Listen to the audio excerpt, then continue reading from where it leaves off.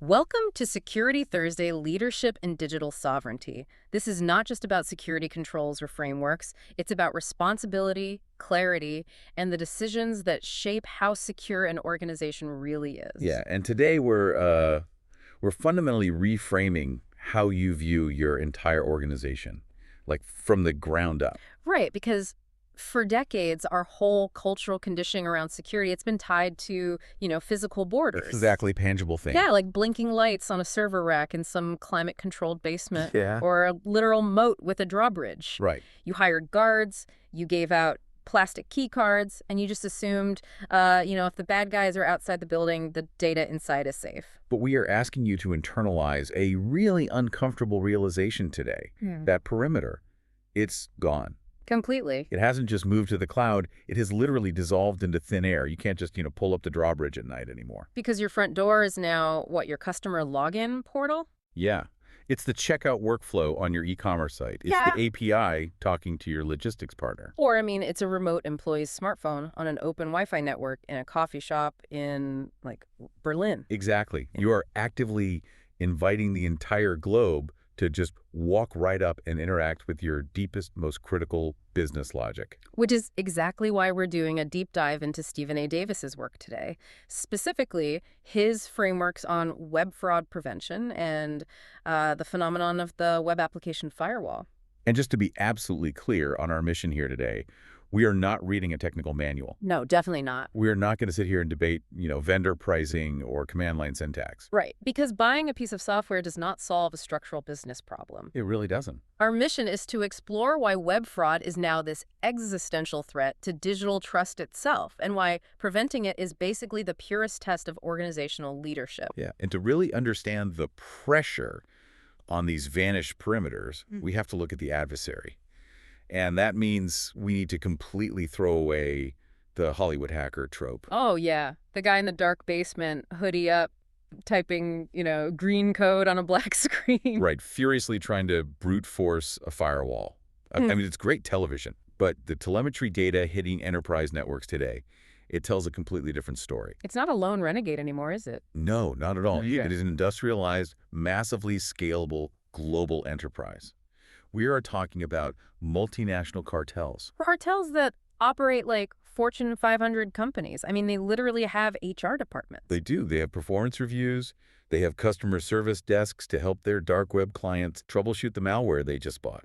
That is just wild to think about. Yeah, and these cartels, they don't want to trigger your alarms by smashing the firewall. They want to walk straight through the front door using your systems exactly as they were designed to be used. So let's look at the mechanics of this industrialized deception, starting with how they basically manufacture legitimate-looking users out of thin air. Synthetic identity creation. Yes.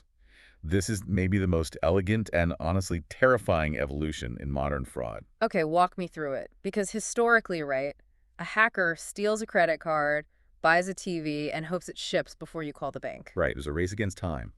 But synthetic identity fraud, it completely removes the race. They aren't stealing an existing financial profile. They are cultivating a ghost. A ghost? How does that actually work mechanically? Okay, so they start with one real piece of data, almost always a stolen social security number. And tragically, these usually come from school district database breaches. Oh, because kids have no credit history. Exactly. A 10-year-old child isn't going to check their credit report for another decade. So the attacker takes that totally clean SSN and they stitch it together with a fake name, a fake date of birth, and an address, usually a vacant home. So they just created a Frankenstein identity. Right. But a fake name and a stolen number don't just magically get you a $50,000 credit limit. No, obviously not. This is where the industrial patience comes in. Yeah. They apply for a tiny unsecured credit card or a small retail store card. They get approved for a $300 limit. Okay. They buy a tank of gas and they pay it off immediately. Wow. Then they wait a month. They do it again. And they automate this process across thousands of synthetic identities at the exact same time using botnets. So over, 2 or 3 years, they're building a flawless prime credit score for a person who literally does not exist. Exactly. They are feeding the credit algorithms exactly what the algorithms are programmed to love. Consistency and repayment? Right. And then when the synthetic identity hits that prime credit score, they execute a bust out. A bust out? Yeah. They simultaneously apply for massive lines of credit, personal loans, auto loans, across a dozen different banks. They extract hundreds of thousands of dollars in a matter of days, and then the ghost just vanishes. Oof. Gone. And your security systems didn't detect a breach because mathematically the user behaved perfectly right up until the very last second. That is terrifying. And if they aren't building ghosts, they're using automation for credential stuffing, right? Which is just mind-boggling at scale. Yeah, credential stuffing relies on a fundamental flaw in human psychology, which is password reuse. Right. Everyone uses the same password for everything. Exactly. So an attacker gets a massive database of stolen credentials from a low-stakes breach. Say, a local restaurant delivery app got hacked 3 years ago. Okay. They know with absolute mathematical certainty that a percentage of those users use the exact same email and password for their corporate VPN or their banking portal. But hold on, if someone tries to log into an enterprise portal 10,000 times in 5 minutes, every security system on Earth is going to flag that IP address and block it. Which is exactly why the automation is designed to be low and slow. Low and slow. Yeah. The cartels rent these massive residential proxy networks. They infect smart refrigerators, internet-connected thermostats, smart TVs in suburban homes all over the world. Wow, okay. And they route the login attempts through those devices. So your login portal just sees one single login attempt coming from a regular residential IP address in Ohio. And then nothing. Right. Then 4 days later, another single attempt comes from a coffee shop Wi-Fi in London. So they just blend perfectly into the background radiation of the internet. They're actively avoiding volumetric alarms by stretching it out over weeks. Exactly. And we see this same subtle automation in click fraud and form manipulation. Right. These botnets aren't just blindly refreshing pages anymore. They're programmed with behavioral scripts. Yeah. They flawlessly mimic human mouse movements. Like they actually fake the mouse cursor. Yes. They simulate the slight hesitation of a human reading a paragraph before scrolling. They inject micro-delays between keystrokes when filling out a form. They silently drain marketing budgets by clicking paid ads, all without ever tripping a rate limit. Okay, wait. I don't buy that. Whispered. The idea that this is just happening invisibly and there's nothing we can do about it. Look at the modern enterprise landscape. We spend millions of dollars on next-generation corporate firewalls, right? Sure. We have state-of-the-art network perimeter defenses. Think of it like a high-end nightclub. If I hire the biggest, toughest, most technologically advanced bouncers to stand at the front door, why are we still getting robbed blind? Like, why wouldn't these massive enterprise firewalls just look at this traffic and block it? Because the nightclub bouncer is looking for the wrong kind of threat. What do you mean? Your classic enterprise firewall operates at the network in transport layers. Layer 3 and Layer 4 of the OSI model, if we're being technical. It looks at IP addresses, port numbers, the structural integrity of the data packets. Okay. It is basically the chain-link fence around the outside of the nightclub. It does a phenomenal job of stopping someone from, driving a truck through the back wall or sneaking in through the air conditioning ducts. Right, it stops DDoS attacks. Exactly. DDoS known malware signatures. So the bouncer checks if you're carrying a weapon, and if you aren't, you get in. Exactly. But web fraud isn't happening in the alleyway behind the club. Web fraud happens deep inside the VIP room. The attackers aren't climbing the fence. They're walking right past your bouncers because they have valid IDs. They're using legitimate credentials they bought on the dark web or those synthetic identities that mathematically check out. So the firewall just sees it as normal traffic. Right. When the classic firewall inspects that traffic, it sees a perfectly legitimate HTTP request asking to view a login page. It sees no malware, no weapon, so it politely opens the door and lets the attacker in. The threat isn't the network connection. The threat is the deception happening at the application layer. Wow. So the bouncer literally can't tell the difference between the real VIP and an imposter holding a perfect, mathematically valid fake ID. They completely lack the context to understand the intent of the traffic. And because organizations eventually realize their classic firewalls are completely blind to this, they go out and buy specialized tools. Right. Which brings us to the Web Application Firewall, the WAF. Yes. And this is where the organizational psychology gets incredibly dangerous, because purchasing that WAF leads companies directly into a massive cognitive trap. Davis calls it the wave illusion. Yeah. So if the classic firewall is the fence outside, the WAF is the highly trained security detail standing right inside the application itself, monitoring the actual conversation. It operates at layer 7, meaning it actually understands the language of the application. Yes, it's looking for things like SQL injections. And for anyone unfamiliar, a SQL injection is basically when an app politely asks, "What is your username?"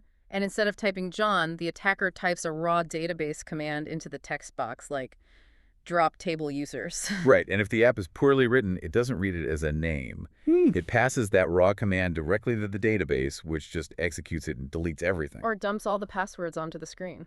Exactly. So the Wave is designed to catch that. It inspects a payload, identifies the malicious syntax, and blocks it before it hits the server. It's a brilliant, necessary piece of technology. But the technology isn't the problem here. The failure begins in the boardroom. Oh, absolutely. A company purchases this top-tier, AI-driven, multi-million-dollar WAF, and they mistakenly treat it as a set-it-and-forget-it control. They confuse buying a tool with implementing a security posture. Davis identifies this as a profound security paradox rooted in cognitive convenience. Cognitive convenience. Yeah. When an executive board signs off on a $2 million WAF, the internal narrative shifts overnight. Security is no longer this shared, continuous human responsibility. The mental burden is outsourced to the software. It's just a massive diffusion of responsibility. The developers, IT ops, the executives, they all collectively exhale. Right, they assume the tool is doing the heavy lifting. The developer thinks, I don't need to sanitize my database inputs because the Wave will catch it. The executive thinks, I don't need to fund a threat hunting team because we got the best automated defense. It is a complete abdication of human authority. Because a WAF is not inherently a security control, it's just potential energy. Exactly. It only becomes a real control through rigorous human governance. Tuning, context, and clear human escalation paths. I think we need to ground this in a concrete scenario to show how this illusion shatters in real time. Let's construct it. Let's do a high-stakes crisis. Okay, imagine it's Black Friday, the single busiest, highest revenue day of the year for an enterprise e-commerce platform. Stakes are as high as they get. Exactly. And your entire supply chain, your ability to calculate shipping rates in the shopping cart, depends entirely on an active API connection with a huge third-party logistics partner. Let's call them Global Freight. Okay, so Global Freight handles millions of requests a minute for you. The integration is seamless. Seamless. Right up until 9:00 a.m., when traffic is peaking and the engineers at Global Freight push a minor, totally benign software update to their API. And they don't warn you because it's a non-breaking change. Right. Maybe they just slightly alter the JSON payload format. Instead of month, day, year, they change the date to year, month, day. Which is a completely normal, everyday operational adjustment. But your automated set-it-forget-it WAF is monitoring the traffic.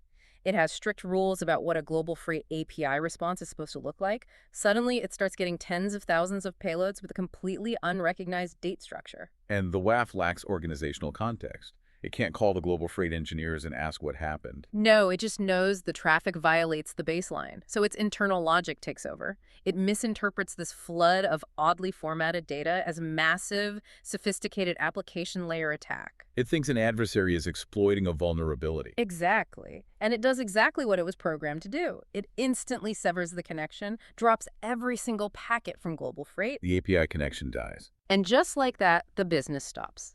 Customers sitting with full carts get an endlessly spinning wheel. They can't check out. Cart abandonment spikes by like 800% in 3 minutes. The revenue dashboard flatlines. You are losing tens of thousands of dollars every 60 seconds. The alerting systems are screaming. Global Freight is confused because everything is green on their end. And I imagine the chief financial officer is sprinting down the hallway. Oh, he storms into the IT operations center, red in the face, demanding to know why Black Friday revenue just dropped to 0. And this is the exact moment where the tool becomes irrelevant and the organizational structure is tested. Right. And in Davis's framework, this is where the lack of human control causes a total collapse. Because there's no protocol, the panicked IT director sweating under the glare of the screaming CFO just logs into the dashboard, bypasses the rules, and manually whitelists the entire Global Freight IP range. Wow. They tell the W to completely ignore all traffic from that partner, essentially propping the vault door open with a wooden wedge just to get the CFO out of the room. So the tool worked perfectly, but the security posture completely evaporated. Okay, but I think you're ignoring something important here. What's that? You are demanding architectural purity in a moment of absolute terrifying chaos. Put yourself in the shoes of that IT director. Revenue is flatlining. A C-level executive is implicitly threatening their job. Right. In that microsecond, they aren't thinking about the philosophy of security controls or lateral movement. They're dealing with a brutal business reality. Can you honestly blame them for using the wooden wedge? I don't blame the IT director for a second. I agree with you completely about the reality of that panic. But that panic is exactly the point. The failure didn't happen on Black Friday morning. Where did it happen then? It happened 6 months earlier in a quiet conference room during a risk planning meeting that never actually took place. Walk me through that. Purchasing the WEF was easy, but leadership never did the hard work of defining the human processes around it. There was no pre-authorized, explicitly documented protocol for how to safely override the WEF when a false positive impacts core revenue. Ah, so they never had the agonizing conversation about risk tolerance. Exactly. They never sat down and said, if the way F blocks our logistics partner during peak hours, do we prioritize a 10-minute diagnostic window to verify the threat, or do we instantly fail open to preserve revenue? Right, because they avoided that difficult conversation, they dumped the entire strategic decision onto an IT director in the middle of a panic attack. Yes. So the tool worked perfectly, but the leadership structure collapsed. And by whitelisting the partner IP range in a panic, they created a massive, unmonitored blind spot. And adversaries know this, right? They actively monitor for high-friction events, knowing IT teams will lower the shields to restore service. Exactly. If an attacker had compromised global freight and used that benign update as a smokescreen, they would now have a beautifully paved, unmonitored highway straight into the enterprise network. Because the vault doors propped open. This scenario isn't just an anecdotal IT failure, it's the direct result of a deeply ingrained corporate conflict, the war between speed and security. Which brings us to the absolute crucible of modern digital business, the ultimate battlefield, frictionless user experience versus digital trust. This is where most security strategies quietly go to die, isn't it? Oh, absolutely. Davis makes a profound statement in the text. He writes, Wer Vertrauen erwartet, muss Sicherheit gestalten. Whoever expects trust must design security. Right. It's a beautiful philosophy. Mm. But that philosophy violently collides with the structural financial incentives of almost every single business unit in a modern enterprise. Because security, by its very nature, introduces friction. It requires pauses, verifications, extra cognitive load. Yes, and the business teams, marketing, product designers, sales, they are heavily compensated through bonuses and stock options for doing the exact opposite. They're paid to eradicate friction. I mean, let's talk about how extreme this gets. You have product teams spending hundreds of thousands of dollars running A/B tests on the exact shade of blue for a buy now button. Or redesigning a layout just to shave 0.4 of a second off checkout. Right, because in e-commerce, friction literally kills revenue. Every millisecond a user has to think is a chance for them to close the tab. They want a totally seamless, invisible journey from the ad click to the credit card charge. But on the other side of the hallway, the security team is looking at the industrialized web fraud, the synthetic identities, the credential stuffing bots, and they realize that a frictionless checkout is also a frictionless highway for attackers. So the CISO goes to the product team and says, we need multi-factor authentication, complex CAP-TCAs, deep behavioral checks. Which might add, a 2-second delay while they analyze how fast the user is typing. And the product team looks at the CISO like they are insane.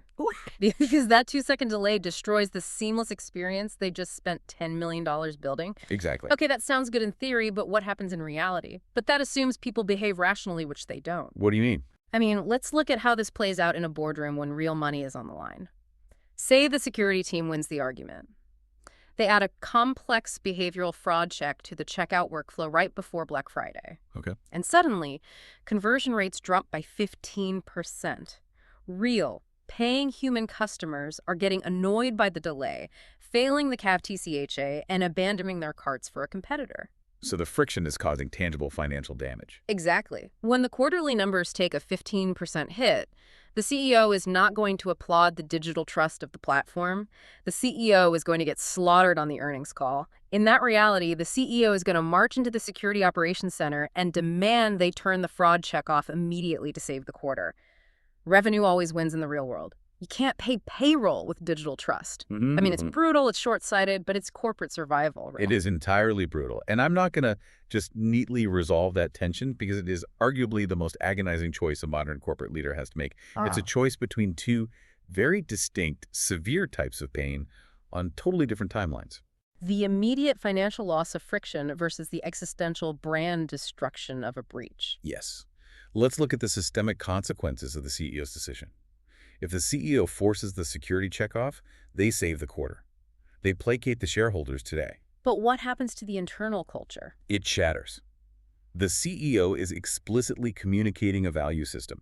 Every developer, every product manager is watching. The CEO is telling them that speed is fundamentally more important than safety. Security is revealed to be theater, something we only do when it doesn't cost money. So the shortcut becomes the unspoken corporate culture. Developers stop checking for vulnerabilities because it'll just delay the launch and get them yelled at. And while the internal culture rots, the external risk compounds. If you remove that friction, revenue goes back up. But that credential stuffing botnet using residential proxies, it slips right through that frictionless checkout. Right. It quietly drains loyalty accounts or skims credit cards for 6 months. And then the breach becomes public. And when it does, the brand equity evaporates overnight. The customer whose identity was stolen does not care that your checkout was half a second faster than Amazon's. They care that you utterly failed to protect their data. Digital trust is the only durable asset a modern organization possesses. When it's gone, the business is effectively gone. So the CEO traded a 15% bump in quarterly revenue for the permanent destruction of the company's reputation. It's a deferred execution. Exactly. And to handle this impossible balancing act, processing massive data volumes while keeping the UX frictionless organizations are turning to artificial intelligence, which introduces an entirely new layer of systemic risk. Which brings us to the core of Davis's philosophy: digital sovereignty and cognitive authority in the age of AI. Because as fraud gets industrialized, relying on human analysts is mathematically impossible. You can't have a human manually review 10,000 login attempts a second. You need AI to perform rapid device fingerprinting at scale. Let's explain what the AI is actually looking at with device fingerprinting. Sure. When a device connects, the AI analyzes hundreds of passive data points instantly. Screen resolution, installed fonts, battery level, graphics card driver versions, time zone settings. It's checking if it looks like a human laptop or a headless server running a script. Right. But attackers know how to spoof that now with anti-detect browsers. So the AI has to go deeper into behavioral biometrics. Behavioral biometrics, like how they type? Yes, the physics of the interaction. It measures the microsecond flight time between keystrokes. It tracks gyroscope data on a smartphone to see if the slight wobble matches the microscopic tremor of a human hand, or if it's perfectly unnaturally still. Wow. It tracks the curvature of a mouse movement, because humans move in arcs and bots move in perfect geometric lines. So the AI processes all this in milliseconds and makes a real-time risk assessment without adding a single second of friction. It seems like the holy grail. It is incredibly powerful. But Davis issues a fundamental warning here.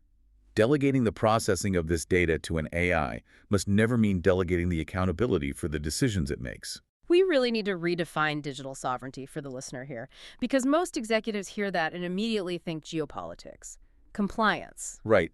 Data localization laws.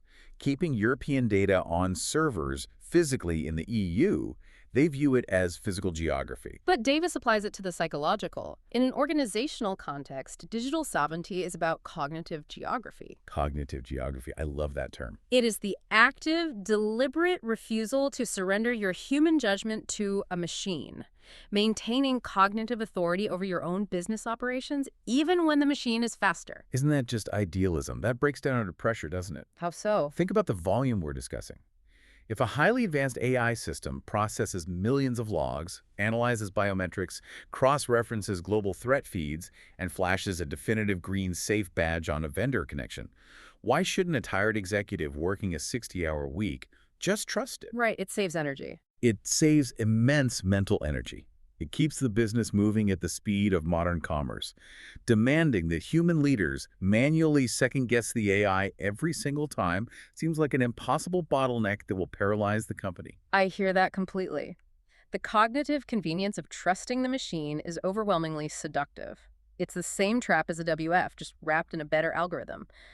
But we have to clarify the absolute difference between task delegation and responsibility delegation. Okay, unpack that line for me. You can delegate the task of processing microsecond keystrokes to an AI. That's what tools are for. You're delegating work. But you cannot delegate the responsibility for the outcome, because when the AI is wrong, and it will be wrong, when it hallucinates or misses a zero-day attack or its training data gets poisoned. The fallout doesn't happen in the algorithm. It hits the real world. Exactly. When that green safe badge results in a data breach, a $4 million fine, a congressional hearing, or a furious shareholder call, you cannot put an AWS server rack on the witness stand. The AI isn't going to federal prison. Yep. It doesn't lose its pension. No. The liability, the moral weight, the brand destruction fall entirely on the shoulders of the human leaders.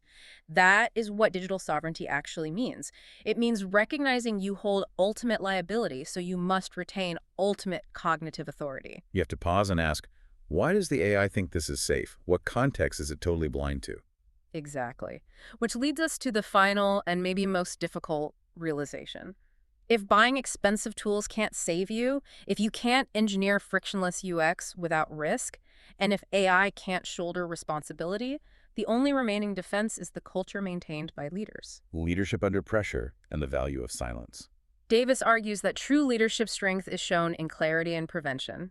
He uses this German phrase, Ich sorge für Klarheit, bevor andere für Verwirrung sorgen. I provide clarity before others create confusion. True security isn't a static policy in a handbook. It's a living cultural indicator, visible mostly in the behaviors leadership chooses to publicly praise and financially reward. And if we look at who gets promoted in most IT departments, Right. It's always the firefighters. The heroes are the engineers who pull a 48-hour all-nighter over a holiday weekend to manually restore a database after a massive failure.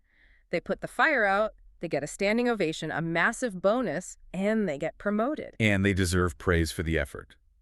But as leaders, we have to look at the subconscious incentive that creates.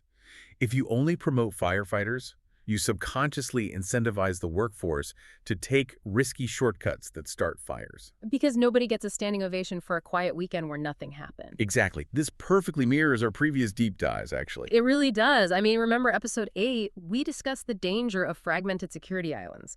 Teams were terrified to enforce centralized identity management because of the friction it would cause, so they operated in silos and created massive blind spots. Or episode 7, the external contractor incident. An IT director gave a vendor elevated admin access just to speed up a launch and remove friction. Yeah. But because the culture lacked clarity, those privileged credentials stayed active for 6 months after the contractor left. Until an attacker walked right through the front door.